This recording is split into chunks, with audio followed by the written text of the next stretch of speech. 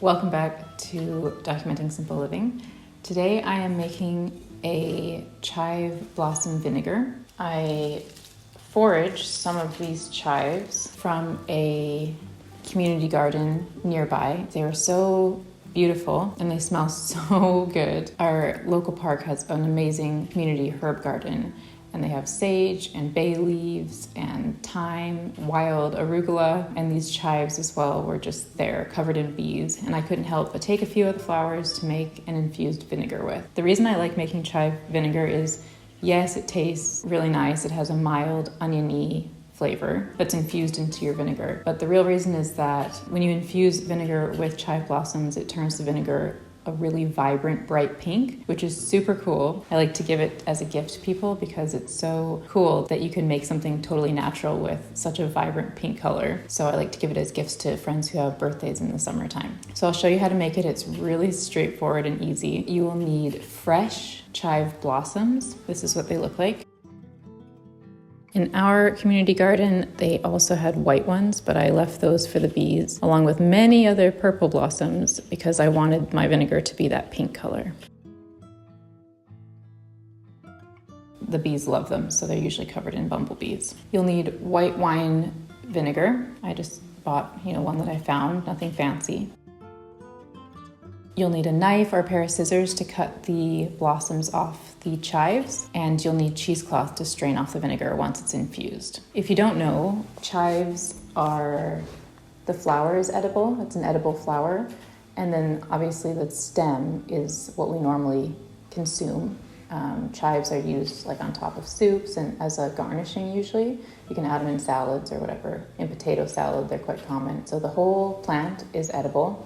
And the flowers themselves, when they're infused in the vinegar, bring the same flavor as chives. So a mild oniony flavor, nothing too sharp or bitter, but you definitely can taste the onion flavor. I forgot to mention that you also will need a jar to do the infusion in. I was actually tempted to, because this is such a small bottle of vinegar, I was tempted to just put the chive blossoms into this bottle.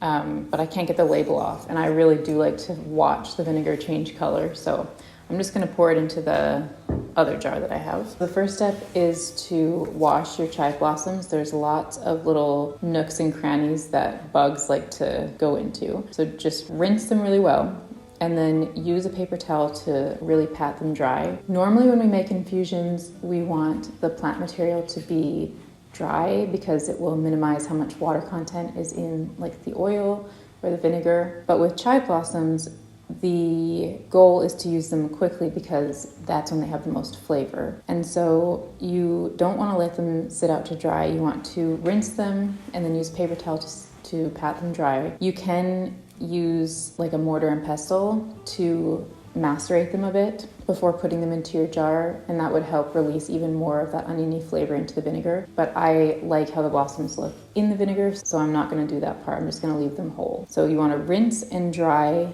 your chive blossoms, and then you just cut the blossom from the stem.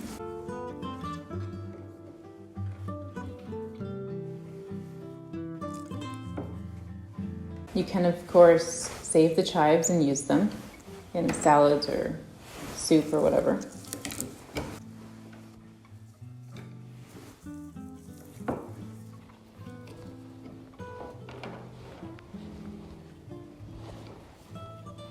Using scissors is a fast way of doing this. I'm using a knife.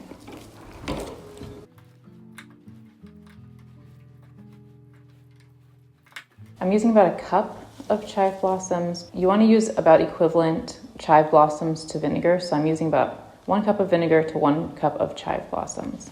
And now I'm just adding them to my jar. Clean jar. There we go.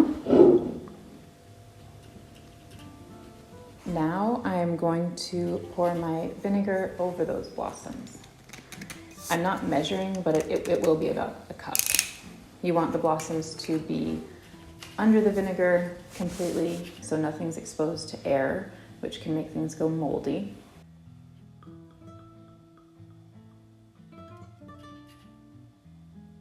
So there we have it. I've covered them.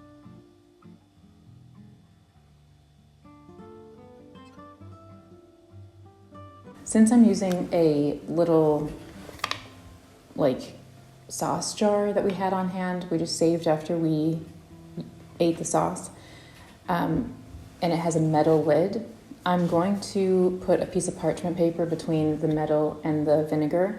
Vinegar very quickly erodes metal, so you don't want that touching the infusion.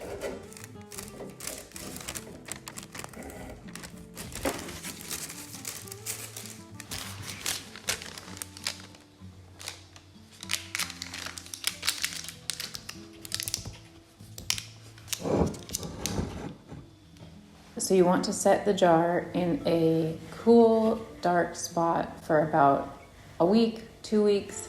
You want the vinegar to smell oniony, and you want it to have taken on that pink color. So if you've used fresh blossoms, it should take about like a weekish for that to happen. After that, you can just strain it off and add it into a clean storage container, and you have chive blossom vinegar. I tend to give it as a gift. Sometimes I give it like this with written instructions on how and when to strain it off, or you can do the full infusion and then strain it off and give that as a gift. I like to give it in more of a fancy bottle because the novelty of the pink color is really its selling point, in my mind at least. So if you have like a nice bottle with a swing top or something, that's always a nice way of giving it to someone. I use it as I use plain vinegar. So on top of salads with some olive oil. I have used it in potato salad, so it just has more of that onion flavor to kind of pair nicely with chives that are in potato salad usually.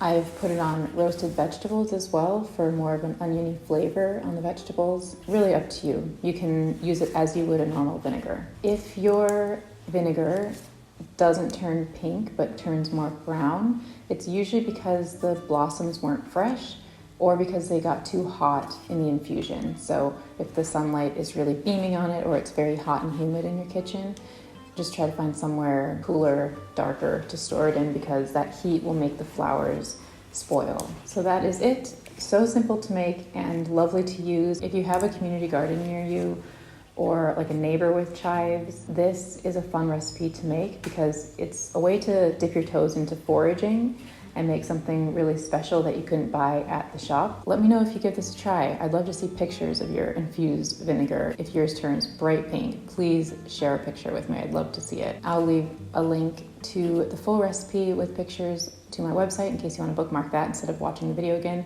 And I hope you enjoy making it. I will speak to you in the next Documenting Simple Living video.